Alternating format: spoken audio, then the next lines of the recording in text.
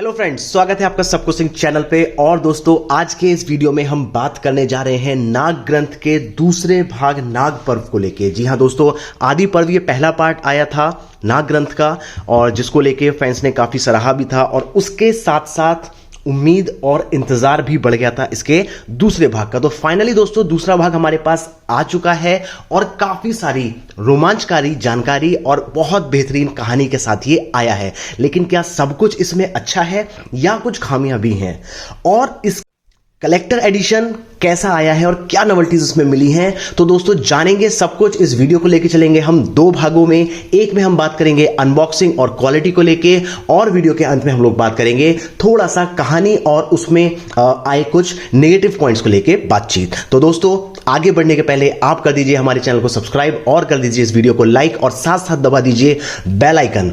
तो दोस्तों, बिना देर के चलिए शुरू करते हैं। तो फ्रेंड्स, देव कॉमिक्स की तरफ से मेरे पास ये पार्सल आया था। अनबॉक्सिंग वीडियो में आपने देखा ही था, तब मैंने इसको अनरैप किया था। इसको पढ़ना था, इसलिए मैंने इसको बाहर निकाल लिया और पूरी तरीके से एक बार इसको रीड कर लिया है। साथ में दोस्तों, अगर आपने पेपर बैक लिया है तो आपको मिलेंगे दो ये नोवेल्टीज, एक ये नागराज का एक्शन पैक्ड स्टिकर, और उसके साथ साथ नागराज का एक ये पोस्ट कार्ड। काफी दिनों के बाद ये पोस्ट कार्ड देखने को मिला है। तो ये स्टिकर का दोस्तों साइज आप देख सकते हैं, कॉमिक्स के साइज का ही लगभग ये स्टिकर आपको मिल जाएगा। तो ये है दोस्तों हमारी पहली कॉमिक्स। इसका आप कवर पेज देख सकते हैं। कवर पेज काफ़ी ज़्यादा अच्छा बना है, लेकिन जो चीज़ मुझे नहीं पसंद आई है वो इसमें डोगा का ये लुक थोड़ा सा ऑड लग रहा है, गन पकड़ा हुआ, और उसके साथ साथ नागराज का ये फेस। बाकी उसके अलावा अगर ओवरऑल एक लुक देखें तो ठीक लगता है। नाग ग्रंथ का लोगो यहाँ पे है, श्रृंखला खंड 2 संख्या 10, और यहाँ पे हमारे आर्टिस्ट और कलरिस्ट के नाम हैं, और नागपर्व इसका नाम नागराज हमारा। और बैक साइड में ये कवर का दूसरा पार्ट, जिसमें हमें 3 और कैरेक्टर्स देखने को मिल रहे हैं। यहाँ पे आपको एंथनी का स्वरूप देखने मिल रहा है दोस्तों। ये है भेड़िया, जो दूसरे भयंकर वाले रूप में है, जो श्राप से ग्रसित होके एक कोबी के रूप में आ चुका है, यानी कि और खूंखार भेड़िए के रूप में, वेयरवुल्फ के तौर पे। और ये है आपका अपना चहेता सुपर कमांडो ध्रुव, जिसका भी एक नया रूप हमको इस कॉमिक्स में देखने को मिलेगा। एंड में हम देखें तो यहाँ पे प्रलय का देवता का एड है दोस्तों, और उसके साथ साथ प्रकाशित कॉमिक्स और प्रकाशाधीन कॉमिक्स की लिस्ट है, जो कि अब अपडेटेड हो चुकी है सर्वनायक के बाद। यहां पे ग्राउंड जीरो का ऐड दिया गया है, जो ट्रैप का दूसरा पार्ट है नियो सीरीज का, और ये है कौन बड़ा झापड़बाज, किसने झापड़ मारा ध्रुव को का ऐड। इधर अरण्यक पर्व का ऐड हमको देखने को मिल रहा है, और उधर कहानी एंड हो रही है। छुपा लेता हूं, अगर आपने देखा है तो अभी ब्लर करना पड़ेगा इसको। तो ये चीज है दोस्तों हमारे इसमें एड्स। और इस तरफ हम देखें तो यहाँ पे आभार पत्र, और इधर है हमारे पास ये क्रेडिट्स पेज। तो इसके साथ दोस्तों हम बात कर लेते हैं अब इसके कलेक्टर एडिशन की। अगर आपने परचेज किया है कलेक्टर एडिशन तो वो आपको मिलेगा कुछ इस रूप में। तो ये है दोस्तों collector edition. Same cover art है, बट यहां पे थोड़ा शाइनी ज्यादा लगती है क्योंकि इस पे लैमिनेटेड है। इस पे मैट लैमिनेशन है, जिसकी वजह से ये आर्ट थोड़ा आपको मैट लुक देगा। लेकिन अब आप एक चीज देखें तो आर्ट थोड़ा इधर की तरफ सरक गया है, इसमें बहुत मामूली सा फर्क है। और नागपर्व का जो नाम है, नागपर्व का जो लोगो है, वो नीचे ना होके यहाँ पे ऊपर दिया गया है, और इसमें ये नीचे दिया गया था। तो थोड़ा सा एक अनयूजुअल सा यहाँ पे काम है। अक्सर हमने नाम हमेशा ऊपर ही पढ़ा है, बट इसमें नीचे दिया गया है। और बैक पे आ जाएं तो बैक में वही आर्ट आपको देखने मिलेगी इस कलेक्टर एडिशन पे। तो कलेक्टर एडिशन कहें या इसको आप एक हार्डबाउंड एडिशन कहें, दोनों में एक ही बात होगी। अंदर रेड कलर के पेजेस आ जाते हैं, और यहाँ पे आपका आ जाता है नागपर्व का क्रेडिट्स पेज। और इसके साथ दोस्तों वो जो साइड वाला पेज है, आभार पत्र है, वो सिर्फ और सिर्फ आपको मिलेगा पेपर बैक में। बैक साइड में हम बात करें तो बैक साइड में वही सारे एड्स हैं, और उसके अलावा कोई भी एडिशनल चीज़ नहीं है, जैसा कि हमने पहले भी देखा है, पहले वाले में भी नहीं था। और इसमें हमें बीच में एक इकलौती चीज़ मिलती है, ये बुकमार्क, जिसमें एक तरफ है ये नागराज कवर पेज वाला, और एक तरफ है भेड़िया। शुक्र है ये वाला डोगा नहीं दिया, ये डोगा का आर्ट मुझे पर्सनली बिल्कुल पसंद नहीं आया। तो ये दोस्तों हमारा कलेक्टर एडिशन, और ये हमारा पेपर बैक, और ये साथ में मिली है कुछ नोवेल्टी आइटम्स जो आपको मिलेंगे अगर आप इसका ये हार्ड बाउंड एडिशन खरीदते हैं तो एक मिला है दोस्तों हमको इसमें ये ट्रम्प कार्ड, अग्निका का ट्रम्प कार्ड है दोस्तों। एक ये एमडीएफ बोर्ड का मैग्नेट स्टिकर है भेड़िया का, भेड़िया जो अपने शापित रूप में आ चुका है, और ये भी ग्लिटरी शाइन में आप देख सकते हैं, शाइन वाला इस पे है। अगर लाइट में आप देखें तो ग्लिटर्स इसमें ये कर रहे हैं। इसके अलावा नागराज का एक और स्टिकर है जो कि सेम दिया गया है, यानी कि थोड़ी सी नाइंसाफी है उन लोगों के साथ जो इसके कॉम्बो को परचेज करेंगे। ये दोनों स्टिकर अलग अलग अगर होते तो कॉम्बो परचेज करने के वाले के पास 2 अलग स्टिकर्स आ जाते। एक दोस्तों हमारे पास आ जाता है स्केच कार्ड, जो कवर पेज का है। तो ये स्केच कार्ड आप देख सकते हैं। ये सारे नोवेल्टी आइटम्स हैं दोस्तों वो जो आपको मिलेंगे कलेक्टर एडिशन के साथ में। और अगर आपने कॉम्बो परचेज किया है तो आपको मिलेगी अधिपत्य और उसके साथ साथ आपको मिलेगा एक ये मोबाइल स्टैंड जो इसी आर्ट के साथ में है। मोबाइल स्टैंड वाकई में काफी अच्छी क्वालिटी में है, आप थिकनेस भी का भी देख सकते हैं, अच्छा खासा थिक है, यानी पुराने जो मोबाइल स्टैंड थे उनसे भी मुझे ये थोड़ा बेहतर ही लग रहा है। तो ये है दोस्तों कंप्लीट हमारा इसका अनरैपिंग। और पेपर को लेकर मैं एक बार बात कर लेता हूं। पेपर इसमें दोस्तों जो यूज किया गया है वो ग्लॉसी पेपर है, बट उतना वाला ग्लॉसी नहीं जो पहले हम देखा करते थे। ये ग्लॉसी पेपर मुझे वो लगता है जिसमें कोटिंग का यूज किया जाता है ऊपर से। तो अगर आप इस पेपर को थोड़ा सा भी देखें तो यहां पे जो आर्ट है वो बहुत ज्यादा इस पे निखर के आती है।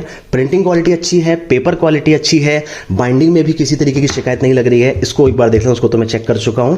तो बाइंडिंग भी आप देख सकते हैं अच्छी तरीके से यहां पे ये चिपकी हुई है। तो ये होगी दोस्तों क्वालिटी की बात, कवर की बात। और अब बढ़ते हैं वीडियो के दूसरे भाग की तरफ जिसमें हम लोग जिक्र करेंगे थोड़ा इसकी कहानी को लेकर, और उसके साथ साथ हम जानेंगे कि फैंस किस बात को लेकर नाराज हैं। इस नाग पर्व सीरीज से ऐसी क्या गलती है जो राज कॉमिक्स बाय संजय गुप्ता ने कर दी है इस कॉमिक्स में, और क्या क्या खास बात है, क्या क्या चीजें इंट्रोड्यूस हुई हैं इस कॉमिक्स में। मेरी कोशिश है कम से कम स्पॉयलर्स रहें इसमें, लेकिन फिर भी अगर आपको बिल्कुल स्पॉयलर्स नहीं चाहिए तो इस वीडियो को फिलहाल आप यहीं पे रोक सकते हैं। लेकिन बहुत कम से कम स्पॉयलर्स के साथ मैं आपके सामने लेकर आ रहा हूं इसके स्टोरी का एक छोटा सा रिव्यू। तो फ्रेंड्स, नाग पर्व की अगर स्टोरी की बात करें तो इसमें इंट्रोड्यूस किए गए हैं ढेर सारे कैरेक्टर्स। लोगों ने तो बातें बनानी भी शुरू कर दी थी कि क्या ये सर्वनायक की तरीके से एक और सर्वनायक आ रही है जो कभी पूरी नहीं हो पाएगी या बहुत ज्यादा फैल जाएगी, क्योंकि इसमें इतने सारे किरदार हमें देखने को मिल रहे हैं। हर दिन दो तीन नए नाम हमें सुनने को मिल रहे थे। तो उस सब को लेकर भी मैं आपको बताता हूं कि इसमें कैरेक्टर्स दोस्तों बहुत सारे इंट्रोड्यूस हुए हैं, लेकिन जो मेन रोल चल रहा है उसके कुछ ही कैरेक्टर्स का चल रहा है। बहुत सारे कैरेक्टर्स ऐसे हैं जिनको सिर्फ रेफरेंस के लिए यूज किया गया है क्योंकि एक लॉन्ग स्टोरी इसमें चल रही है। जब कॉमिक्स की शुरुआत होती है दोस्तों तो उसमें हमारे सामने हमको देखने मिलते हैं महादेव, और यहीं से शुरू हो जाती है एक कंट्रोवर्सी कि पेजेस को काट दिया गया है। महादेव का जो मस्तक है वो पूरा इसमें नहीं है, तो इसको भी लेकर मैं भी आपसे बात करूंगा। पहले अब हम बात कर लेते हैं कैरेक्टर के इंट्रोडक्शन पर। स्टार्टिंग में ही दोस्तों आपको देखने मिलेंगे डोगा और नागराज। जैसा कि आदि पर्व जहां खत्म हुई थी वहां पे सुनामी आने को थी और दंगा फैलने वाला था, वही कहानी आगे चलती है। सुनामी और इस राइड से लड़ने के लिए नागराज और डोगा एक साथ हैं। नागराज की सुपर स्ट्रेंथ इसमें आपको देखने को मिलेगी। एक और रूप आपको देखने को मिलेगा कि नागराज के शरीर से सारे यानी बहुत सारे सांप निकल जाने के बाद भी उसका जो शारीरिक बल है वो अभी भी किसी आम इंसान से 100 गुना ज्यादा रहता है। तो ऐसा नहीं है कि अगर बहुत सारे सांप निकल गए तो नागराज वाला कमजोर होकर गिर जाएगा, यानी कि एक स्ट्रॉन्ग पॉइंट नागराज का इसमें ये दिखाया गया है। तो इसके साथ साथ इसमें आप देखेंगे नागराज बांध बना के रोकने की कोशिश करता है पानी को, जैसा उसने जो नरक नियति वाली सीरीज थी उसमें भी किया था। इसके बाद जब उसके पावर सोर्स को, उस बाढ़ के पावर सोर्स को रोकने के लिए जाता है, वहां पे नागराज की एक और शक्ति का सृजन होता है जो इच्छाधारी शक्ति का ही एक और विस्तृत रूप है, जिसको जब आप कॉमिक्स पढ़ेंगे और आप खुद से फील करेंगे तो शायद आप उसको बहुत अच्छे से एंजॉय भी कर पाएंगे। यानी कि वो एक लॉजिकल तौर पे और सिर्फ एवं नहीं, कहानी की जो सूत्र है उसको जोड़ते हुए, एक कहानी को आगे बढ़ाते हुए उस शक्ति का सृजन इसमें किया गया है। इसके बाद आपको कुछ और नाम देखने को मिलेंगे। नियति का भी इसमें एक छोटा सा लिंक आएगा। विसर्पी की भी शुरुआत इसमें आपको देखने को यहां मिल जाएगी, और उसके साथ साथ दोस्तों आपको तौसी भी देखने को मिल जाएगा। पाताल सम्राट तौसी का इंट्रोडक्शन भी आपको यहां से मिल जाएगा। इसके साथ दोस्तों फिर आपके पास एक और पार्ट आएगा जिसमें राइड शुरू हो चुका है। डोगा और नागराज उसको रोकने के लिए निकल चुके हैं, लेकिन उसके पहले जो हिंदू और मुस्लिम दंगा होने वाला है उसको रोकने के लिए और उसके बीच में नैरेटिव लाने के लिए एक बहुत अच्छी बात दिखाई गई है कि एक पंडित जी हैं और एक मुस्लिम बच्चा है, और वो दोनों मिलकर रोकने की कोशिश कर रहे हैं इस चीज को। और उसके साथ साथ जो डायलॉग लिखे गए हैं वो भी इस तरीके से लिखे गए हैं कि वो दोनों पक्षों को बहुत समान रूप से रखते हैं और उसके साथ साथ किसी को भी ऑफेंड होने का मौका नहीं देते। डोगा का इसमें एक बाइक स्टंट सीन है, वो मुझे बहुत ज्यादा पसंद आया। और इसके बाद दोस्तों हमारे सामने इंट्रोड्यूस हो जाता है हमारा फेवरेट और बहुत सारे लोगों का अभी फेवरेट नहीं, बट मुझे पूरा यकीन आगे फेवरेट हो जाएगा, शो स्टॉपर ध्रुव। तो शो स्टॉपर ध्रुव की शुरुआत हो जाती है, इस वक्त वो सर्कस में है, यानी कि जो हमने प्रतिशोध की ज्वाला पढ़ी थी उसके पहले वाला पार्ट अभी ये चल रहा है। इसके बाद हमें दोस्तों गगन देखने को मिलेगा, मोंटी है, विनाशदूत है, ये सब लोग सर्कस में आए हुए हैं और किसी आदमखोर को ढूंढ रहे हैं। आदमखोर के भुलावे में भेड़िया से भिड़ जाते हैं जो शाप से ग्रस्त है। तो आदमखोर कौन है, यहाँ पे आपको स्वर्ग की याद आएगी। उस स्वर्ग का भी एक बहुत मामूली सा रेफरेंस है जो आगे जाके कहानी को बहुत बेहतरीन बना सकता है। तो इसमें आपको आपका कोबी देखने को मिल जाएगा शापित रूप में, और उसके साथ आगे बढ़ने पे नागराज को फेस करना है अंतहीन को। तो अंतहीन के जैसे ही फेस की शुरुआत होती है, जैसे ही आमने सामने दोनों आते हैं, उसी के साथ आपको थोडांगा अपनी स्टोरी कंप्लीट करता हुआ दिख जाता है। और उसमें आपको जानने मिलेगा जब थोडांगा की वो स्टोरी खत्म हुई थी जिसमें नागराज जो है प्रेत आत्माओं से घिर चुका था पिछले आदि पर्व में, और वो बिल के अंदर घुस गया था सांप बन के। तो उसके बाद उसने क्या किया, कैसे उन प्रेत आत्माओं से निपटा, उसका पूरा सीन आप यहां देखने को मिलेंगे। और उसी शक्ति का एक प्रयोग वो करेगा अंतहीन के सामने, अंतहीन से मुलाकात करने के या मुक्कालात करने के लिए। दोस्तों मैं आपको सरप्राइज और आपका ये सस्पेंस दे देता हूं कि इसमें आपको अंतहीन भी मिलेगा और आपको एंथनी भी मिलेगा। हम लोग सोच रहे थे कि अंतहीन ही एंथनी का नया रूप है, बट यहां पे है भैया ट्विस्ट। अब वो ट्विस्ट क्या है वो आप पढ़ेंगे कॉमिक्स पढ़ने के बाद ही, कॉमिक्स ही आपको बताएगी, मैं नहीं बताऊंगा। बट इसमें आपको एंथनी भी मिलेगा और इसमें आपको अंतहीन भी मिलेगा। अंतहीन की कहानी जब शुरू होती है तो उसमें बहुत सारे रेफरेंसेस आते हैं, कैरेक्टर्स का सिर्फ नाम आता है और एक एक इमेज आती है, जैसा कि संजय गुप्ता जी ने शो भी किया था। इसमें आपको शिरोमणि योद्धा मिलेगा, परिरक्षक भोकाल मिलेगा, प्रथम भोकाल, बोजो, अडिग, अश्वराज, इन सब के रेफरेंसेस आपको मिलेंगे। उसके बाद दोस्तों नाग शक्ति की शुरुआत हो जाएगी। इसमें आपको एक स्वयंवर देखने मिलेगा जो विसर्पी का स्वयंवर है, और उसमें तौसी की एंट्री है। कालदूत भी देखने मिलेंगे जो जवान स्वरूप में है।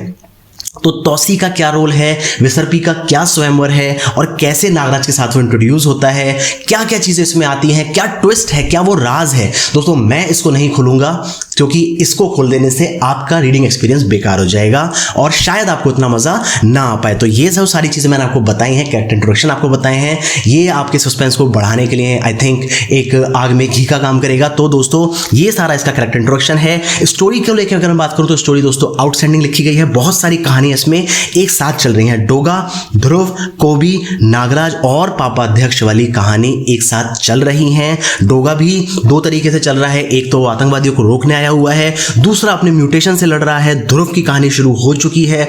कोबी को भी हम देखें तो श्राप वाला पार्ट एक अलग चल रहा है, और जिस अपने आयाम से वो यहाँ नागराज को ढूंढने आया है वो कहानी उसकी साथ में चल रही है। नागराज को हम लेके चलें तो नागराज के ओरिजिन की शुरुआत, उसके ओरिजिन की खोज की कहानी चल रही है, उसके साथ साथ नागमणि वाली कहानी चल रही है। आपको इसमें देखने मिलेगा कि नागदंत का क्या हुआ या नागराज का क्या हुआ, जैसा हमने आदि पर्व में देखा था कि नागराज को वो कब्जे में कर चुका है, ये चीज भी यहाँ खुलेगी। और पापाध्यक्ष जो है वो क्या कर रहा है, क्या उसकी प्लानिंग है कौन वो सारी चीजें भी दोस्तों आने वाले पार्ट में खुलेंगी। अब इसके बाद हम बात करते हैं आर्ट वर्क को लेके। आर्ट वर्क की दोस्तों मैं बात करूं तो आर्ट वर्क ओकेश है, यानी कि इसमें जो इफेक्ट्स हैं, इसमें जो कलर्स हैं वो बहुत अच्छे हैं, लेकिन आर्ट वर्क कई जगह पे आपको निराश करता है। जैसे शो स्टॉपर ध्रुव की एंट्री हुई थी, उसका पेंसिल स्केच मैंने देखा था, वो बहुत अच्छा था, बट जो कंप्लीट इसका लुक निकल के आया है वो इतना ज्यादा इंप्रेसिव नहीं लग रहा है। इसके अलावा जो फेसेस हैं उसमें कई जगह हमने ब्लैंक फेसेस भी देखे। उसके अलावा फेस जो है हर 2-3 पैनल के बाद मैच करने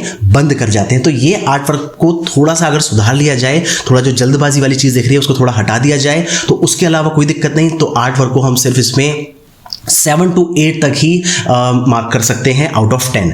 इसके बाद दोस्तों एक और दिक्कत आ जाती है जो है पैनल कट्स में, यानी कि अगर आप इसके सभी पैनल्स को देखेंगे तो उसमें आपको लगेगा कि हाँ कुछ पार्ट्स हैं जो कट रहे हैं और कुछ में तो बहुत ज़्यादा विजिबल है। जैसे डोगा का सर यहाँ पे कट जाना, महादेव का मस्तक थोड़ा सा कट जाना, क्योंकि जो इमेज हमें दी गई थी, इमेज लॉन्च की गई थी, उसमें भी मस्तक पूरा नहीं था, लेकिन उस इमेज के मुकाबले भी कॉमिक्स में जो ये आया है उसमें मस्तक ज़्यादा कट गया है। तो इसके पीछे दो बातें बताई जा रही हैं। एक बात जो फैंस का मानना है कि भाई ये गलती की है संजय गुप्ता जी ने कटिंग करते वक्त, तो ये गलती कटिंग के वक्त की नहीं है दोस्तों, ये गलती जब की गई जब ये और आर्ट ड्रॉ की जा रही थी। इसका जो आर्ट है वो अगर बिग साइज में आया होता तो शायद कोई कटिंग नहीं होती, लेकिन अगर उसको छोटे साइज में लाना था तो उसको ड्रॉ भी छोटे साइज के अकॉर्डिंग कटिंग किया जाना चाहिए था और उसी वजह से ये कटिंग वाला इशू जो है वो हमारे मज़े को थोड़ा सा किरकिरा करता लग रहा है। ऐसा है कि बहुत शानदार शाही पुलाव हमारे सामने रखा है लेकिन उसमें नमक थोड़ा सा कम है तो उसका हम पूरा मज़ा